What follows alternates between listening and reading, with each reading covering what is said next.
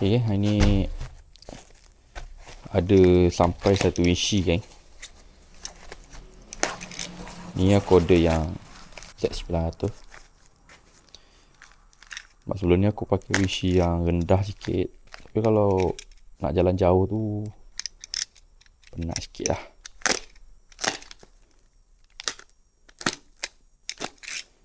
Jadi ni aku order yang tinggi sikit. Tengok macam mana.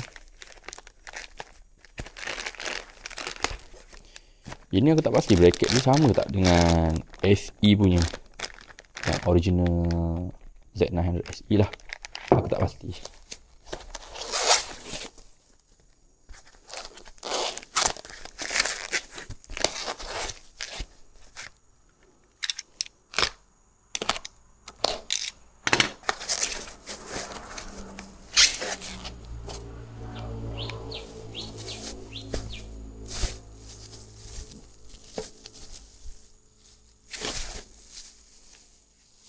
Yang aku pilih ni warna clear kan. Dia macam clear smoke lah. Cakap clear tak clear sangat, cakap smoke tak smoke sangat. Okay, jom kita ke step seterusnya.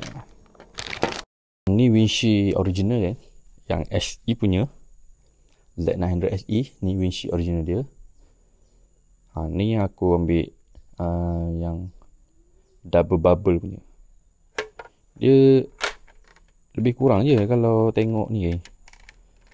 Kalau tengok apa, yang bawah dia ni lebih kurang je. Dia beza kat atas. Dia lagi ni lah, lagi belah angin lah, dia lagi tinggi. Okay, jom kita ke next step. Kita buka dulu. Ni yang aku pakai sekarang, windshield ni kan. Memang lawa kan windshield ni. Tapi kalau bawa laju habis lah. Memang tak ada angin. Kita tukar dulu. Sedap pakai windshield ni. Dia punya look tu garang lah. Tapi yang tak sedapnya time bawa, time tengok sedap.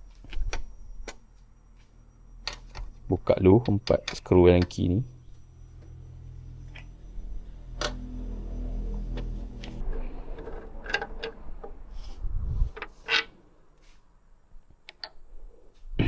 Okay. Ni windshield yang aku pakai kan. Dia kecil, tak besar pun, tapi dia cantik lah. Okay, jom kita tukar bracket.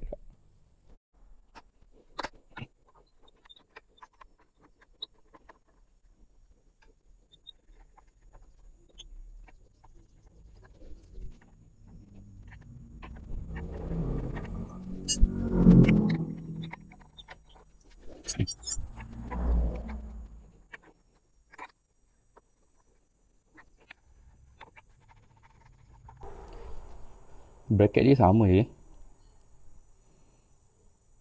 dengan SE punya. Jadi aku pakai yang asal je lah.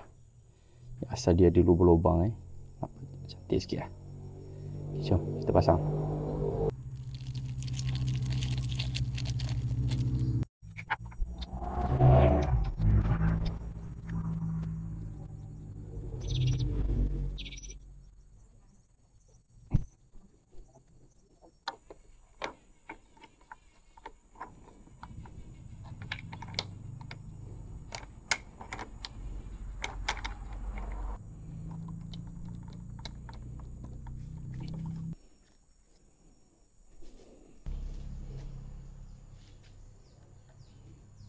Okay, lepas tu kita masukkan dia punya ni lah, klik lah.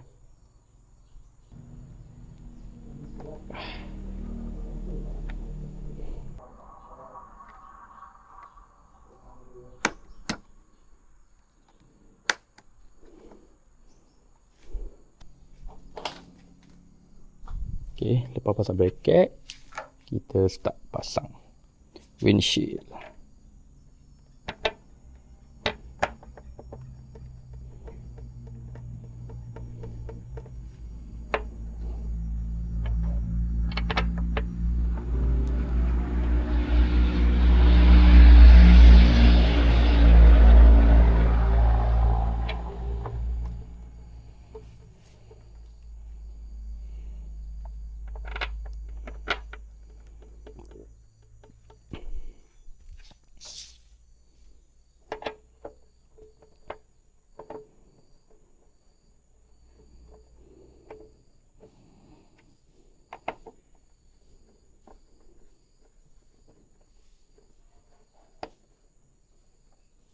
Okey, ngam geng.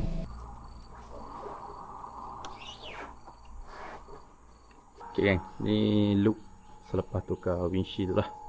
Windshield dah bubble. Dia memang tinggi sikit geng. Kalau untuk jalan jauh okey lah, sedap lah. Nanti kita akan try sekejap lagi. Dia macam original punya geng, cuma dia tinggi sikit. Mantap geng, siap.